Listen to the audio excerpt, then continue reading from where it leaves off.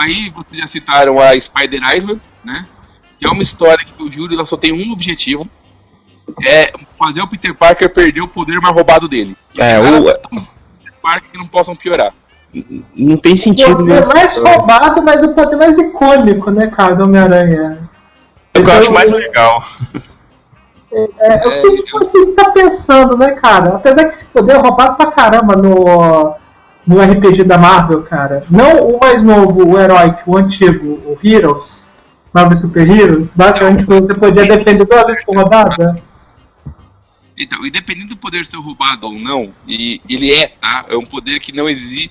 O poder do Homem-Aranha, quando é citado, tem a força proporcional a uma aranha, a agilidade proporcional a um inseto e o inseto não, aracnídeo. O aracnídeo, e uma resistência que não é aplicável a nenhum ser da física, porque ele já apoiou do Rhino e saiu andando, né? Ele já tomou bifa do Hulk. Ele tomou bifa do Hulk que saiu vivo. Exatamente. Então, apesar disso, o poder mais roubado dele é esse do sentido da aranha, porque ele não é justificado, ele é explicado como, tipo, uma hipersensibilidade que ele tem, que permite a ele basicamente prever o futuro. Tipo, os reflexos são tão rápidos que é indistinguível de ver o futuro, né?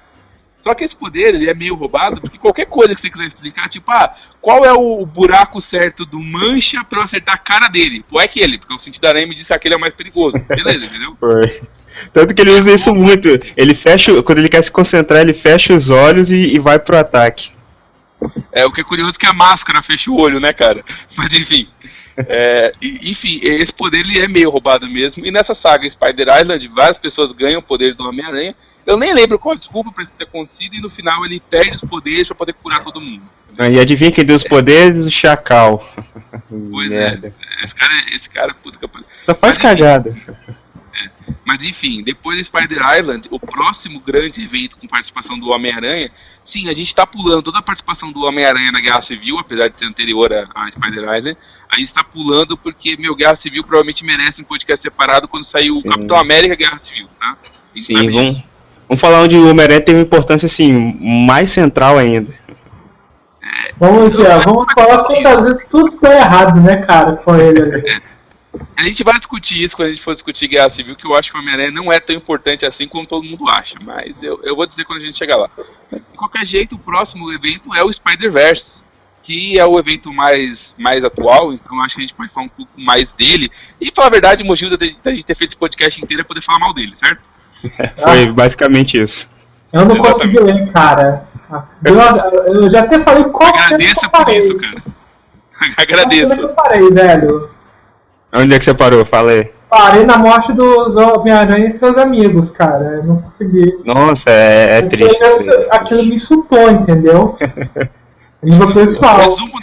Esse resumo da história, ela é escrita pelo Dan Slott, desenhada por vários artistas, mas o principal dele é acho que é o Gorgo Link, não é isso? O principal? Não, é o Olivier Coipel. Olivier Coipel, obrigado. Ela tem 28 edições e terminou agora em outubro, mais ou menos, se não me engano, né? Assim, a grosso modo da história, pra gente poder falar mal adequadamente, um vilão que o Homem-Aranha enfrentou no tempo do Homem-Aranha totêmico, e sim, a gente pulou isso na cara dura, porque é muito ruim, tá? Incrível que o Homem-Aranha totêmico, ele começa bom, mas ele descarrilha de uma forma, cara. Mas enfim, ele derrotou aquele vilão que é o Mordru, que é tipo uma... Um vampiro. A melhor jeito de falar ele é o Kraven, o caçador com poderes de um vampiro, né? É o Kraven com o Morbius. Uma coisa assim. E ele tava parasita, cara, do Superman, cara. Porque o bichinho lá, o Morbius, também suga meio que a essência das pessoas que ele... Então, até isso é verdade, mas ele é muito descrito como sendo o caçador mesmo, sabe? Inclusive, todos os traços dele...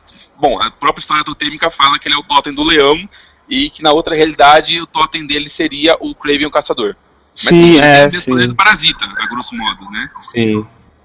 Então, e esse cara, ele já tinha morrido 2 vezes antes, tá? Aparentemente ele é extremamente alérgico à radiação, não pergunte por quê, então ele vai atrás do Homem-Aranha, que é um cara que já surgiu por radiação.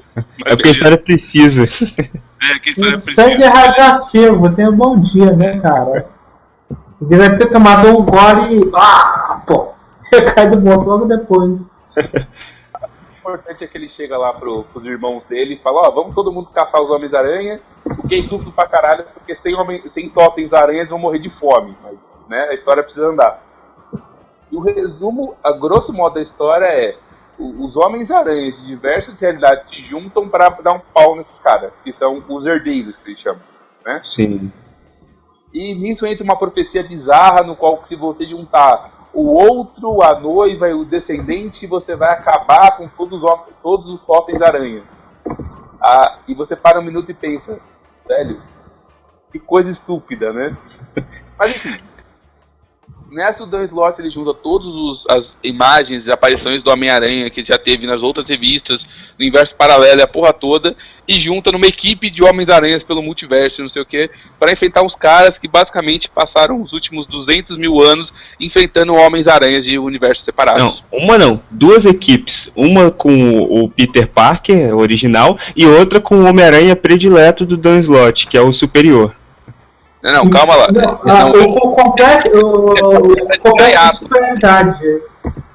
Aquela equipe que tá o Peter Parker, ele tá de gaiato. Importante. Não, mas ele é alçado como fodão. Eles falam que não, você é o melhor de nós, porque você matou ele. Você não sabe como matou, mas você matou. Beleza, né? Bom, enfim, a história segue basicamente disso. Praticamente toda edição é eles indo em algum lugar que tem um Homem-Aranha, falando com o cara, aí os herdeiros matam o Homem-Aranha numa página e eles salvam outro Homem-Aranha em outra. É basicamente isso por 28 edições. Sim. E só queria acrescentar uma coisa, Thiago, antes. É que é o seguinte, em todas as edições que o Dan Slott escreve, ele sempre coloca o Morlun ou alguém da família lá, dos herdeiros lá do Morlun, para poder caçar esses Homens-Aranha. E todo final de revista, ele é o menos criativo possível, que sempre tem algum deles, dos herdeiros, matando o Homem-Aranha, um dos Homens-Aranhas aí do multiverso, e é sempre numa cena agora e o cara se vangloriando por estar matando. Nada é acrescentado. No máximo você dá uma olhadinha de como é que é o universo desse Homem-Aranha e tudo, mas é uma coisa muito por alto quando é escrito pelo Dan Slott, e é sempre nesse final. Esse é um final gore, mostrando ele devorando a pessoa, achando que isso é legal, e indo para outro universo e falando que vai devorar todos os totens-aranha. E assim, isso não tô falando de uma maneira assim, figurativa não, é literalmente assim com as histórias do Dan Slott. Rapaz. E nessa ele mata o Homem-Aranha japonês, ele mata o Homem-Aranha e seus incríveis amigos, né, o Homem de Gelo e a Flama que se fodam. Velho, ele mata tanta gente, que eram personagens que podiam render alguma coisa se tivesse o direito, né?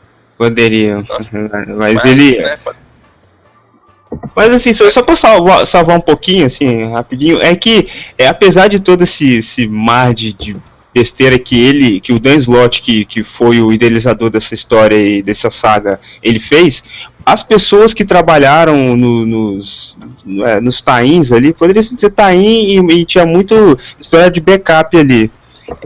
As histórias deles, assim, desses outros Homens-Aranha, até inéditos, eles foram muito melhores que a do Dan Slott.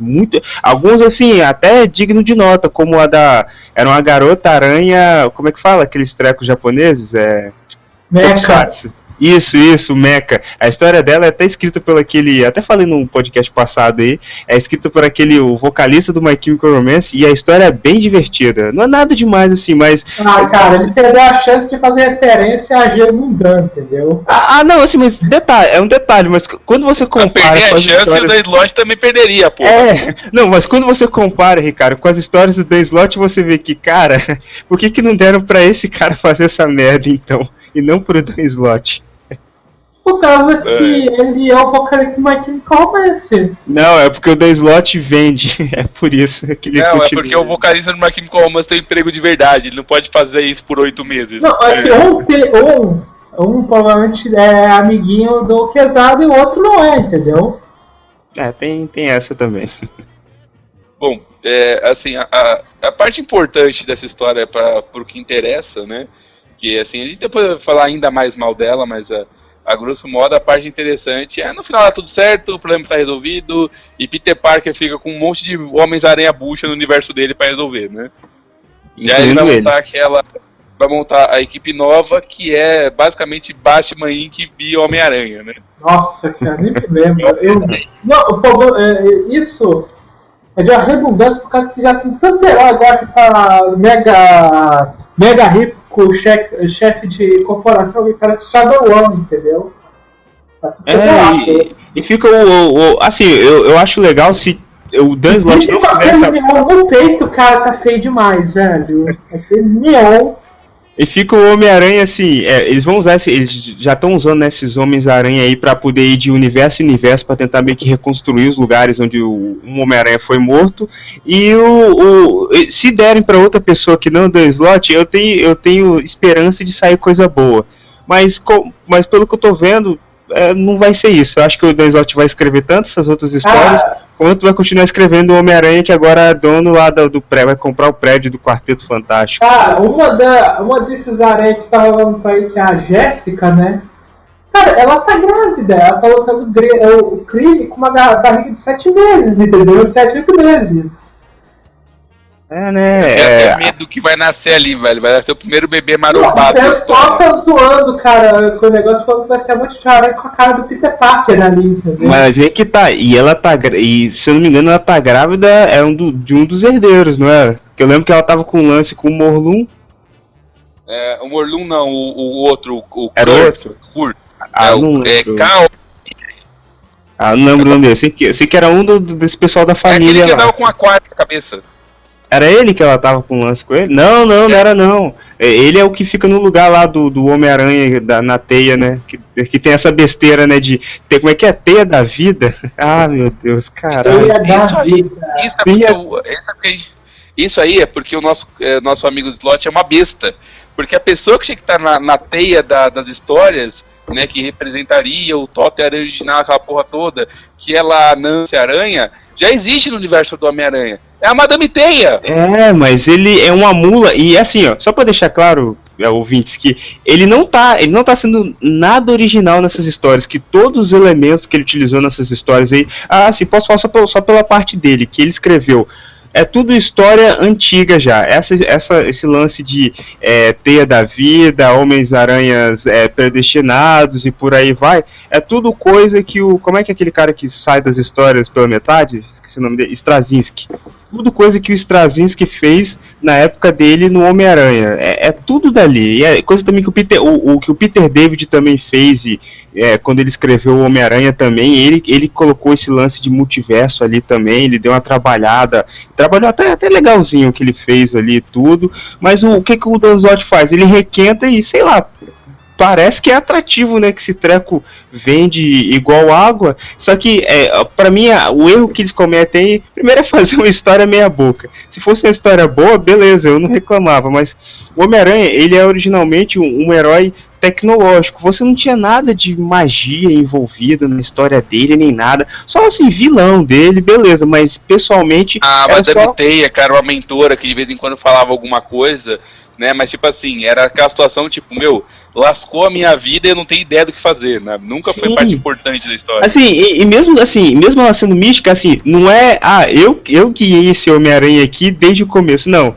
Eu encontrei com ele e beleza que ele tá me ajudando aqui agora, mas a origem do Homem-Aranha não era nada de poderes totêmicos, predestinação, teia da vida. O sentido aranha é a força que conecta eles à teia da vida, eles conseguem perceber as mudanças no multiverso por causa dela, e toda essa papagaiada que eles criaram e não sabem trabalhar de maneira decente. Que se tivesse criado e fizesse coisa boa, ninguém reclamava, mas cria uma embromação e só vai requentando e não faz nada que preste com aquilo, sei lá, só posso falar mal mesmo. Basicamente joga o conceito e depois deixa, né, pra lá. Não sabe trabalhar, se é assim, o Homem-Aranha tem muito personagem místico ali na galeria, tanto de vilão como auxiliar ou heróis que ele conhece. É só colocar esse povo aí no meio da história, igual a Madame Teia, e fazer história boa, não precisa inventar coisa merda. É só lembrar que o Homem-Aranha sabe como telefonar pro Steve Strange, né, cara? Não, mas mesmo o Homem-Aranha ele tem uns contatos místicos ali, meio que como se fosse um Doutor Estranho de segunda linha ali que conhece ele. Contato fixo com pessoas sobrenaturais basicamente tem 3. Então, o Stephen, o Morbius e a Madame Teia. São os 3 contatos místicos fixos do Peter. E nenhum deles aparece, olha por aí. Nenhum deles aparece. Por causa que você sabe que qualquer um deles aparecesse, ele acabava com a história de 5 segundos. A história aí. É especial, cara. Ele simplesmente dá um chute na bunda de todo mundo. Que porra é essa, entendeu?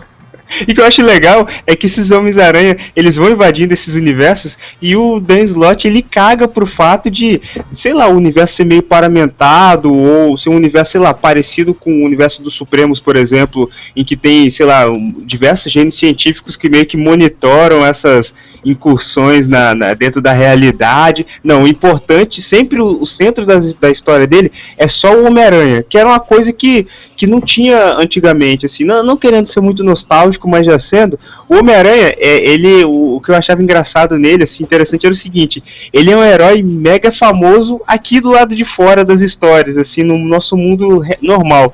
Lá dentro, ele é um Zé Ninguém, os Vingadores são aclamados e ele é apedrejado quase quando ele anda pela rua. O pessoal vê ele como porque o Homem-Aranha é mutante, cara. É que o Homem-Aranha é mutante. Na Marvel, um mutante que é mutante e odeiam uns aos outros, entendeu? Não, mas é que tá, Thiago. O Homem-Aranha era mais odiado até que os mutantes. Depois eles colocavam isso pra poder dar mais uma enchida ainda. Mas qualquer coisinha que era suspeito do Homem-Aranha ter feito, cara, caíam de pau em cima dele, mandavam a polícia. Nessa temporada de caça ao Homem-Aranha, ele tinha que tomar cuidado até com um policial normal andando no meio da rua. Era muito engraçado. Que essa situação dele ser uma pessoa, até estava se tornando mais bem sucedida na sua vida normal, mas como Homem-Aranha, ele era um camarada de terceiro escalão, basicamente. Que é bizarro, né, cara? A quantidade de vezes que ele salvou o dia, ele continua sendo o cara que todo mundo olha torto pra ele. Então, é legal que ele é aquela pessoa que salva o dia. Eu lembro, tem uma edição em que ele chega e salva um oriental, assim, sei lá, empresário oriental de um assalto. Aí quando ele tá pulando assim, se despedindo do cara, o cara vai lá e fala, obrigado, tal. Aí o cara sai falando, os meus amigos nunca vão acreditar que o Capitão América me salvou. Aí o Homem-Aranha fica, vão achar esquisito o Capitão América balançando por aí em teias, hein. Eles assim, diga. A gente fala todos os erros que o Slott cometeu na sua série. O primeiro foi que ele decidiu qual era o universo número 1. Nossa, tem essa também. Marvel é o 616. Quem escreveu isso foi lá o Alan Moore. O Capitão Britânica, ele tinha que o universo era um 616. Quer dizer, para todos os efeitos que interessam, o universo da Marvel ele não é o principal de todo o multiverso. Ele é um das milhões de realidades que o compõem. E beleza, velho, o Dan Slott ele começou a usar o número 1 para aquela base dos herdeiros. Ele usou o número 13, que é extremamente baixo, ou seja, os primeiros universos, para ter o Homem-Aranha com os poderes lá da Força Cósmica, Força Cósmica. Capitão Universo. Que ele muito convenientemente era um personagem, como é que você pode falar? Esse personagem que é fora... Não, assim, que também, que é fora de escala, que você só coloca pra poder fazer sua história se movimentar. Eu esqueci o nome. O Hickman tentou usar o Capitão Universo, mas foi... Mas é o Hickman, né, cara? O Hickman tem um problema. Ele foi também parecido com o Bendis. Ele não, mas então, demais. Mas é que tá, apesar disso tudo, na loucura da história do Hickman, que eu gosto da história do Hickman, fazia sentido você ter esse personagem lá, porque a escala de dificuldade, de poderes era gigantesca e ele era mas ao mesmo tempo, cara, ele ficava o tempo todo manobrando a história, encontrando maneiras da Capitã Universo não ser útil. Então, assim... Não, ela não foi útil, ela basicamente ficou o quê? Umas 10 edições em coma numa parte. Não, então, só que com o Dan Slott pior, que eles utilizam um personagem que é o Capitão Universo lá dessa realidade deles lá dos Aranhas, e é um personagem colocado lá como mega poderoso como o Homem-Aranha era na época que ele ganhou os poderes lá como é que era? Na vingança. A participação dele se resume, no meu universo eu sou praticamente um deus, os caras não são malucos de me enfrentar aqui porque eu poderia dar um pau em todo mundo. Sim, né? Sim. Então ele é a base do pessoal. Ele é a base. Pode sair porque senão o pessoal vai destruir o universo dele e aí ele vai perder os poderes, então ele não pode sair do universo dele. E segundo, depois ele morre, porque invadem o universo dele e se matam. Não, e ele morre da maneira mais escrota. O pai lá dos herdeiros invade lá e fala, é basicamente assim, não foi assim diretamente, mas você poderia resumir assim, eu vou te matar, por quê? Porque eu vou te matar, porque a história tá precisando, apesar de você ser quase onipotente, eu não sei porquê, eu vou conseguir te matar. E mata depois ele. Eu vou apanhar do Peter Parker. Não, depois eu vou apanhar do Peter Parker e depois eu vou morrer pro Kane. Caralho, isso é uma coisa importante também, que a gente não falou, mas o Peter Parker, ele é uma régua. Você percebeu que a função universal do Peter Parker é uma régua? Como assim? Todo Homem-Aranha que aparece é comparado em relação a Peter Parker. Então você tem a Seda, que tem, sei lá, o sentido da aranha maior que o Peter Parker. Você tem, sei lá, o Otto, que é superior ao Peter Parker. Aí você tem o Ezequiel, que é um Homem-Aranha mais experiente que Peter Parker. Aí você tem não sei o que é alguma coisa mais que o Peter Parker. Aí você tem o Peter Parker do universo, o Miles Morales do universo Ultimate, que é um cara mais preparado para o combate que Peter Parker. Todo mundo usa o Peter Parker como medida, e todo mundo tem alguma coisa melhor que ele. Não, o Miles ser mais preparado para o combate que o Peter, isso é literalmente papo furado. Mas assim, todo Homem-Aranha que aparece, ele é comparado em relação ao Peter Parker, e o Peter Parker tem alguma coisa pior do que ele, porque ele é bom em alguma outra. Não, mas que tá, isso é tudo uma coisa que eu tiro o chapéu pro Dan Slott. Na hora que o cara falou na hora que ele falou que o Otto é mais inteligente que o Peter, eu já sabia que era bobagem. Cara, e é uma coisa meio bizarra, eu vou até separar essa parte então, que o Superior Homem-Aranha, ele trata assim no colo o Dan Slott, tanto que quando ele vai lá pro universo lá do 2099, que é um universo assim, mega tecnológico, assim, que eu lembro que nas histórias lá que saiu aqui nos anos 80, 90, cara, você via aquelas loucuras tecnológicas, tinha aquela, que era metade imprensa, metade imprensa, metade segurança pública, que era o olho público, acho que era o nome. Era um treco até um pouco complicado de entender tudo. Não é segurança pública, eles eram a polícia particular. Não, então, mas ele era meia-meia, era polícia particular e também era imprensa também, que era uma parada muito errada. E e não era uma coisa assim muito tranquila de você pegar logo de cara. O Superior Homem-Aranha chega lá, essa tecnologia aqui é do futuro, mas eu achei que seria melhor. Em pouco tempo eu consegui desvendar tudo isso aqui. Por quê? Porque a história precisa que ele seja foda. E ele é foda. O Dan Slott não sabe dar os motivos certos para ele ser foda e não sabe colocar empecilhos para ele. Ele sempre consegue fazer qualquer coisa, qualquer análise, e nenhum outro super-herói consegue ser acima dele para fazer esse tipo de coisa.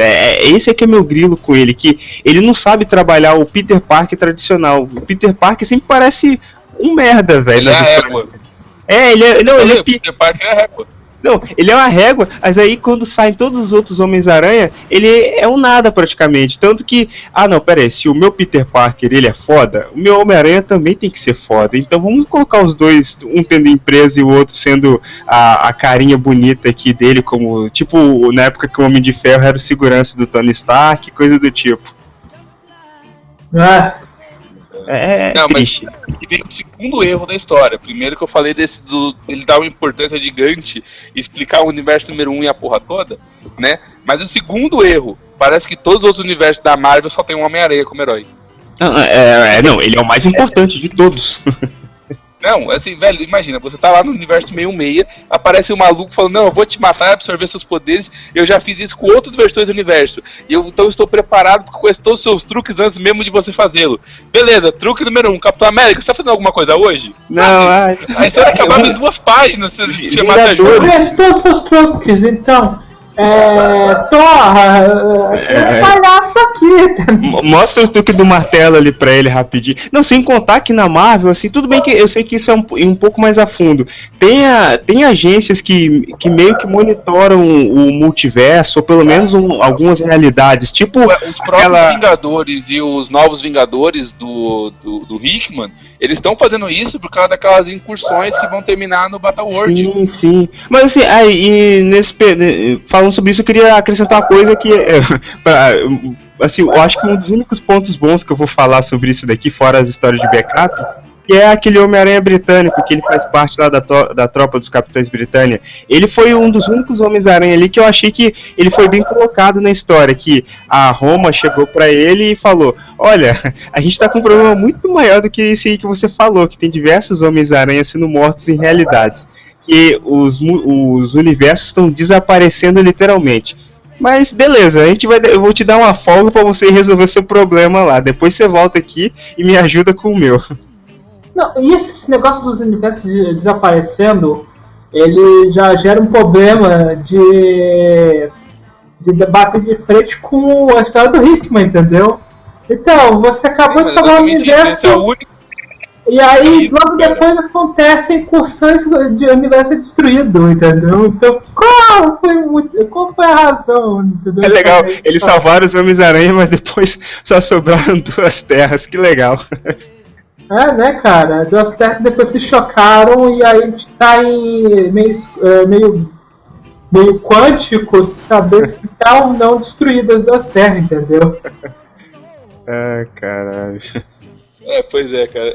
Como eu disse, não tem nada que o Slot... Tá meio Flashpoint. A gente não vai falar de Flashpoint aqui. Hoje não, pelo amor de Deus. Não, eu não tenho estômago pra isso não, cara. Já tá ruim o suficiente aqui já, não é? Então, mas... igual a gente já falou mal que você vai passar... Ricardo, do que você leu, teve algum ponto que você achou bacana, que você queira falar pro pessoal? Só pra gente poder falar um pouquinho bem antes de encerrar o programa? Do universo... do Spider-Verse? Eu acho que a única coisa foi um dos spoilers que eu li, que era Tia May como Homem-Aranha. Entendeu? Tia May como Homem-Aranha. Que foi a parte que eu achei mais interessante. E você sabe que é de um Orif, a Tia May como Mulher-Aranha ou uma Pessoa-Aranha. Que era em que ela... É engraçadinho, entendeu? Apesar que é engraçado, mas ao mesmo tempo é triste pra caramba. Que basicamente na cena ela percebeu que ela não podia lutar contra os herdeiros lá, então ela basicamente falou, olha, você pode me devorar se você me encostar no meu sobrinho e no meu marido, que o marido dela tá vivo, o tio Ben dessa realidade tá vivo, entendeu? E ela chega a morrer? Eu já esqueci até. Eu acho que ela sobreviveu, cara. Mais pra frente na história, hein, cara. Cara, fala com o Peter e cai duro também. E é bizarro, cara, utilizar essa história, que essa história era uma história de zoação, velho, que tinham feito na época, de What If, assim, que é uma What If bem divertida, mas é totalmente zoada. O primeiro inimigo dela é o Homem-Sapo, cara, e ela utilizava uma, como é que fala? Aqueles trecos de você fazer massa pra... Ficou. Pau de macarrão. Também, um treco de macarrão e a agulha de tricô. Pau de macarrão. Era bizarro, cara.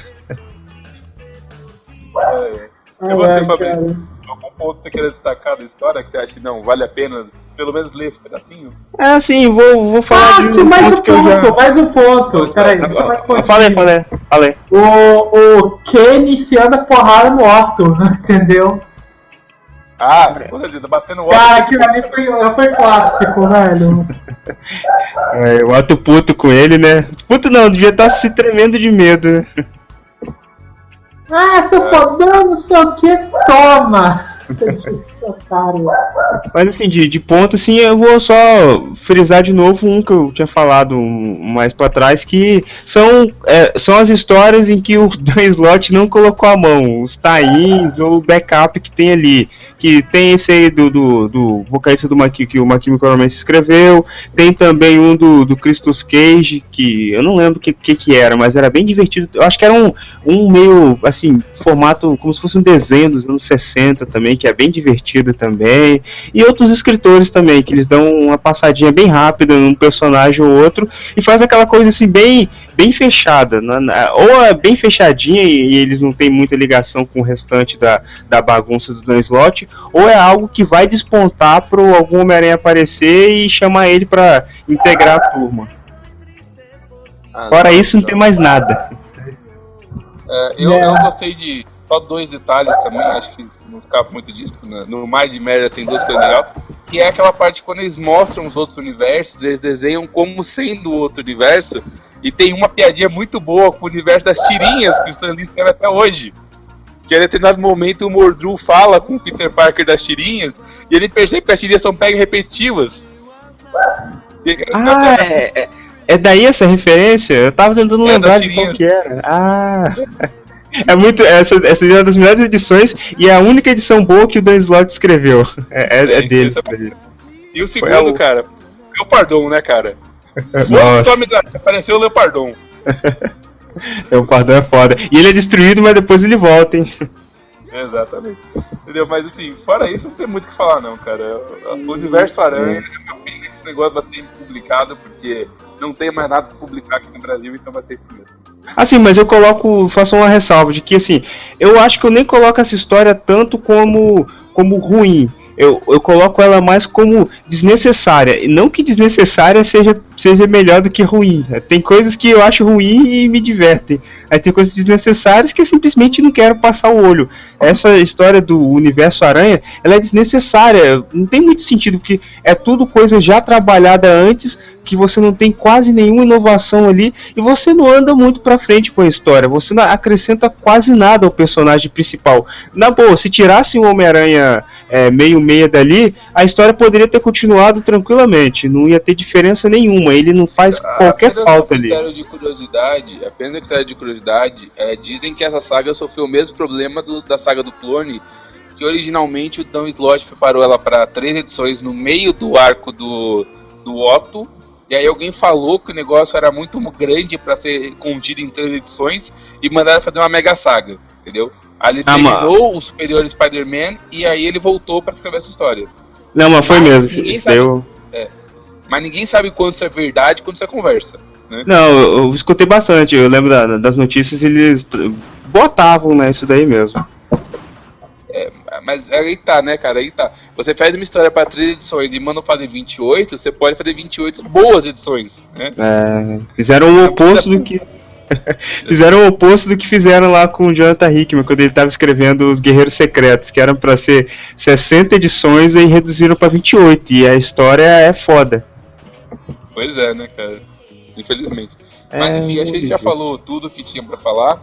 Não falamos não, mas... Você quer falar alguma coisa? Não falamos não, porque acho que daria um programa de 8 horas pra falar tudo de ruim. Ó, só pra ter noção, no momento dessa gravação a gente teve alguns problemas no meio, então deve dar 1h40 mais ou menos. Mas a gente já tá aqui há 2h05 gravando. Caraca. Tá? Pois é. Falar mal é muito melhor pra passar o tempo. Muito. Mas enfim, eu não vou falar mais considerações finais, porque né, a gente foi recriminado por isso, então, últimos comentários. Você primeiro, Fabrício. Assim, apesar de ter falado mal da história e tudo, assim, se você for ler em algum mix, você... sei lá, não vai estar perdendo grande coisa, não vai estar ganhando grande coisa, mas também não vai estar perdendo grande coisa. É uma história, os desenhos são bons, o Olivier Coipel é um desenhista muito fodão, e tem uma coisa ou outra ali que dá pra salvar. É uma história que, sei lá, você tá num trem ou tá num ônibus, dá pra você passar o tempinho ali. Não é nada demais, não. Ricardo, seus últimos comentários? Sei lá, eu gostaria que tivesse mais da garota aranha com o robô gigante, com o mecha dela. Mas assim você tá fazendo a fusão, né? Que era um homem com não, mecha. tem uma outra personagem que também tinha um mecha. A da era vitoriana? SBPD, alguma coisa do gênero, é o nome da personagem. É legal essa daí. Eu achei o traço legal, entendeu? Mas falam que ela aparece tão pouco, até ficar mostrando a seda. Eu trocaria todo o tempo da seda dessa personagem, entendeu? Não, eu apagaria a seda e colocaria realmente ela, porque o pouco que mostrou dela, mostra bastante assim do universo dela. E é bem interessante a questão os vilões steampunk que ela enfrenta. Essa parece bem mais interessante. O design é bem mais interessante também que a outra. Sim, muito mais. E ela não fica entrando no cio toda hora. Puta que pariu. E mais Kane. Definiu mais Kane. Não temos Kane o bastante, mais Kane, né? Beleza. Minhas considerações finais velho, eu ainda não gosto do Homem-Aranha, mas pelo menos fazendo essa maratona aqui pro programa, eu ganhei algum respeito pelo personagem, coisa que eu nunca tive, né? Eu sou um dos poucos nerds leitores de quadrinhos que acho o Homem-Aranha o personagem overrated. Vai fazer o que, né, cara? Eu já sei que sou diferente. Não, mas a não ser que você seja muito curioso, não leia Spider-Verse, vai lá um resumo que você vai ganhar mais e continua dali pra frente, que deve ter alguma coisa bacana. A gente falou de alguns arcos bacanas também do passado, que vale a pena dar uma relida. Enfim, vocês vão gostar mais. Então, eu acho que ela vale por isso. Eu acho que ela vale por isso. Pela essa questão de você bater o olho de, pô, de onde é que será que isso aqui saiu? Aí você vai caçar referência. Se vocês quiserem uma leitura mais simples, tá, testar se você vai gostar do personagem, pega o Ultimate Spider-Man. Sim, sim. Ah, sim. Que também aparece. Os primeiros arcos, não os últimos, que aí já entra o Miles, que até começa interessante, mas depois degringola total, entendeu? Ah, mas não é tanto assim, mas não. é porque Pô, não é ativamente tanto queriam destruir o universo Ultimate e o Miles era a única coisa que vendia do universo. assim. Sim, sim. Não, o que vendia era que ele era Homem-Aranha, mas a história mesmo dele, ela arrasta, entendeu? Por causa que... Não, mas eu acho que mais a segunda parte. A segunda parte, a primeira, eu acho que não. Porque a primeira, acho que não. A primeira eu digo que não, porque é aquela história de criação e desenvolveu ele bem. Mas essa segunda, eu acho que ela foi meio corrida porque o Bendis estava com preguiça. Eu achei que o Miles, ele tinha um monte de elementos interessantes do ter sido trabalhado no personagem que foram colocados de lado, entendeu? Tipo, Sim, não, ele é um garoto que cresceu no gueto, mas ele não estuda, ele não interage com os elementos do gueto, entendeu? Ah, não, mas isso daí o Bendis ele dispensou nas primeiras edições. Ele só falou que é o cara do gueto e mais tchau. Ele é do... Eu não sei se ele é do Bronx ou se ele é do Brooklyn, entendeu? Ou ele é do Harley, ou um desses três. Aí, tipo, não fala isso direito. Aí, quando vai mostrar o colégio, ele tá entrando num bingo, tá entrando num colégio particular e ganha o bingo. Então, mas isso daí eu até achei melhor não trabalhar porque é uma coisa que ele meio que renega. E eu também acho que ele não conseguiria trabalhar isso bem, não, que eu nunca vi ele trabalhando esse tipo fazendo esse tipo de elemento nas histórias dele. Mas isso é engraçado, que isso é um dos bizarros fetiches do Bendis, né? Que ele tem uma fixação pelo gueto, mas ele nunca trabalha com gueto. Ah, eu acho melhor porque eu não sei se ele sabe trabalhar, não. O escritor do Super Choque zoou com isso uma vez, numa das edições que ele trabalhou no DC. Agora não me lembro qual revista certinha, entendeu? Mas basicamente tinha um personagem lá que era um cara que era o negão lá, que ele tinha os poderes do Luke Cage, basicamente. Só que mais pra frente você descobre que na verdade o cara é um branquelo, que é a cara do Bendis, entendeu? Careca e tudo mais. Que ele tem o poder de se transformar naquela identidade, entendeu? De Afro Power, entendeu? É o Black Power esse cara, velho. Acho que eu já vi, hein? Cara, tipo, a reação de todo mundo na revista quando descobre isso é lendária, entendeu? Tipo, esse eu nunca vi, mas... Vai, diga. Demais, então, velho. O Miles, enquanto apesar de o Miles ser legal, a questão é que ele tá num problema complicado, que é o universo Ultimate tem que acabar. O pessoal já falou isso e a porra do Homem-Aranha vende. Então a gente tem que destruir o Homem-Aranha pra acabar com essa bosta. A única coisa que manteve foi ele mesmo. Exato, então, tipo, o Miles, ele não era um personagem ruim. Ele foi piorado pra ver se as pessoas largavam o osso, entendeu? Que não, detalhe, isso não é exclusividade do Miles. Os Homens-Aranha, em sentido geral, sempre venderam bem. O 2099 durou bastante, mais do que o próprio título 2099. A Garota-Aranha foi o único título vendido do MC2. MC2 também, entendeu? Tipo, o Homem-Aranha, ele vende. E aí o pessoal tem que cagar no final pra poder as pessoas largarem, pra as pessoas poderem parar. Cara, para de comprar isso aqui, ó. Tá uma merda. Falta escrever na capa, tá uma merda. Tipo, ninguém na porra da editora até abriu de ideia, vamos encerrar o título enquanto tá bom. Ah, não! Não, nunca, jamais.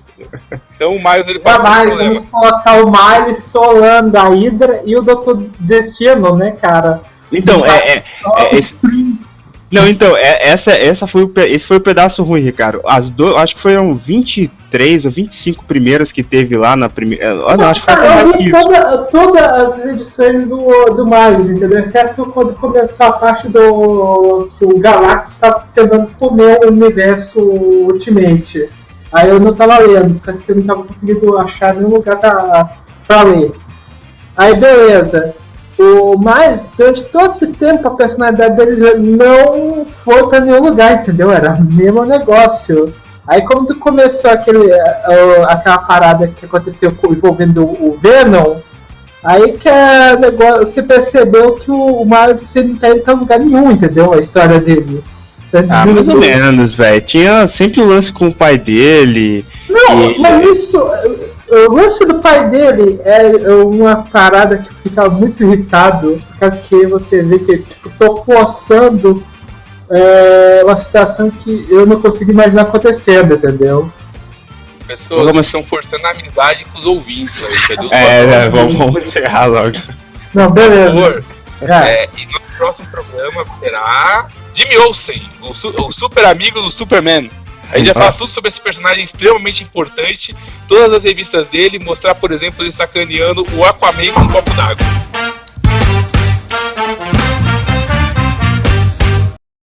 Obrigado por assistir esse vídeo, deixe o seu comentário e também aquele like. Assine o canal para saber o que estamos fazendo e temos a nossa comunidade também no Discord. Se você achar que merecemos, ajude através do Pix. Aqui tem outros vídeos para você continuar acompanhando. Até mais, amor e paz.